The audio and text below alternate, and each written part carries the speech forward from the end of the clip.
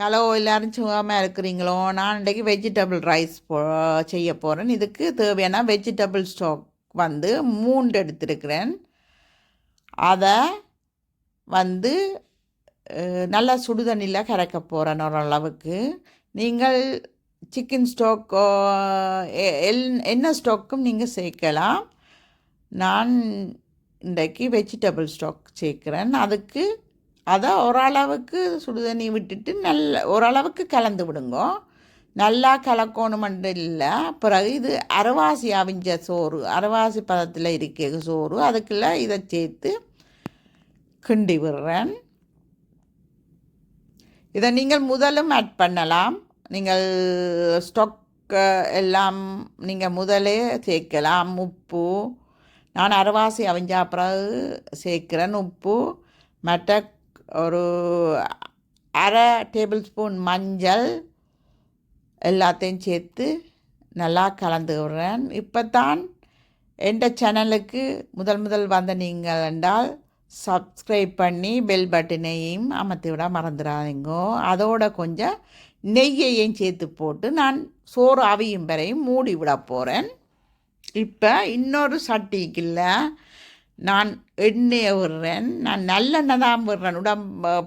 குழந்தை பிள்ளைகளுக்கு கொஞ்சம் அவையும் சாப்பிட்றபடியாக நான் நல்லெண்ணெய் சேர்க்குறேன். சேர்த்துட்டு வெங்காயத்தை போட்டு அதை தாளிச்செடுக்க போகிறேன். நீங்கள் நெய்யும் இதுக்கு பதிலாக விடலாம். கொஞ்சம் நெய்யும் விட்டீங்கன்னா இன்னும் டேஸ்ட்டாக இருக்கும்.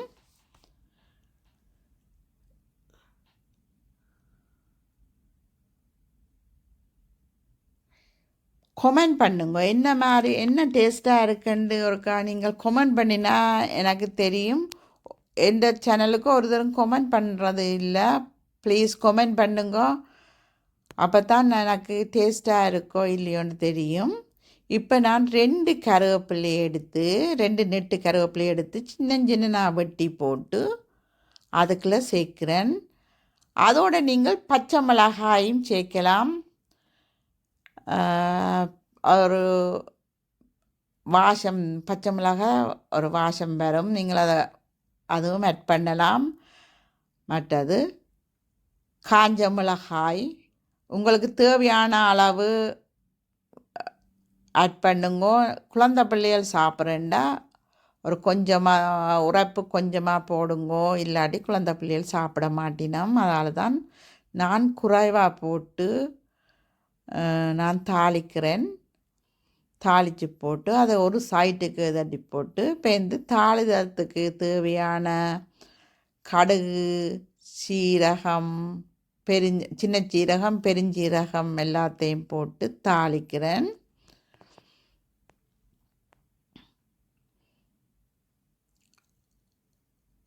உங்களுக்கு வேணுமெண்டா கொஞ்சம் வெந்தயமும் சேர்க்கலாம்.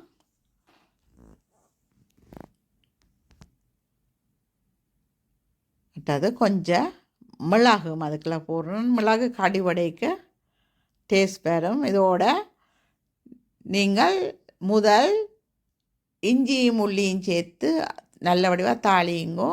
அதுக்கு பிறகு உங்களுக்கு விருப்பமான மரக்கறி சேர்த்து தாளிக்கலாம். நான் எனக்கு carrot, corn, peas, green peas, அதோட பீன்ஸ் சேர்க்குறேன். நல்ல வடிவாக தாளிக்கிறேன். ஏன்னா பீன்ஸ் வந்து நான் இது ஃப்ரீசருக்கு இருந்த பீன்ஸை தான் சேர்க்குறேன். ஃப்ரெஷ்ஷாக சேர்க்குறேன்னா நீங்கள் கொஞ்சம் பிறகு தண்ணி வச்சு தான் அவிக்கணும். அதோட பெருங்காயம் தூளும் கொஞ்சம் சேர்க்குறேன். உப்புத்தூள் தேவையான டேஸ்ட்டுக்கு தேவையான உப்புத்தூள் சேர்த்து நல்ல வடிவாக கலந்து விடுறேன். பிறகு அவிச்ச கொண்டல் கடலையை நான் ஓரளவுக்கு அவிச்சு போட்டு அதையும் சேர்க்குறேன். பிறகும் மூடி விட அது அவிஞ்சு வரும். நல்லா நீங்கள் தாளி கேட்க ஒரு வாசம் வரும். அப்போ எல்லாத்தையும் மூடி விடுங்கோ. இப்போ தான் என் சேனலுக்கு முதல் வந்த நீங்கள்டா சப்ஸ்கிரைப் பண்ணி பக்கத்தில் இருக்கிற பெல் பட்டனையும் அமர்த்தி விடுங்கோ.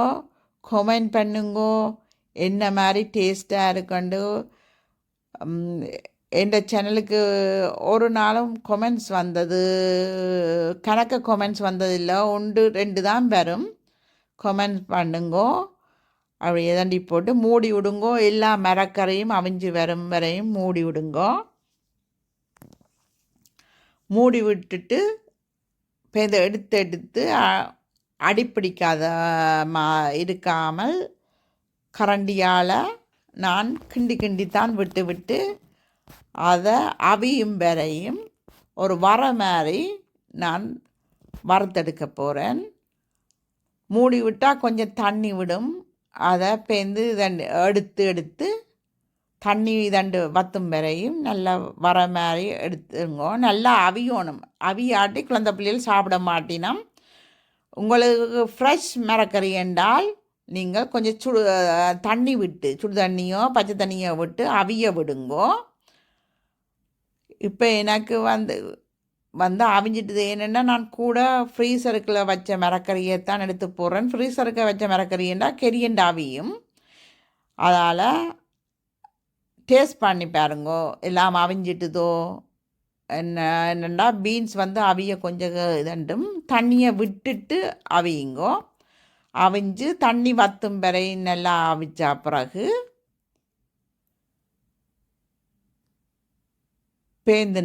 நீங்கள் நல்லா அவிஞ்ச சோறு இதோட மிக்ஸ் பண்ணலாம். இது வெஜிடேரியன்ஸுக்கு நல்லா இருக்கும்.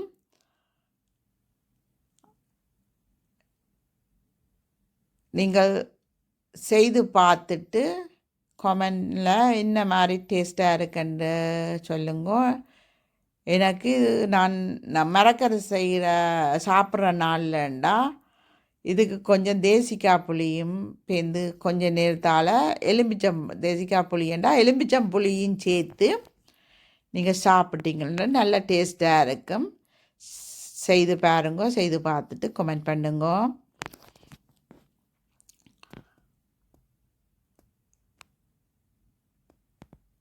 அடுத்த வீடியோவில் சந்திக்கும் வரையும் வணக்கம்.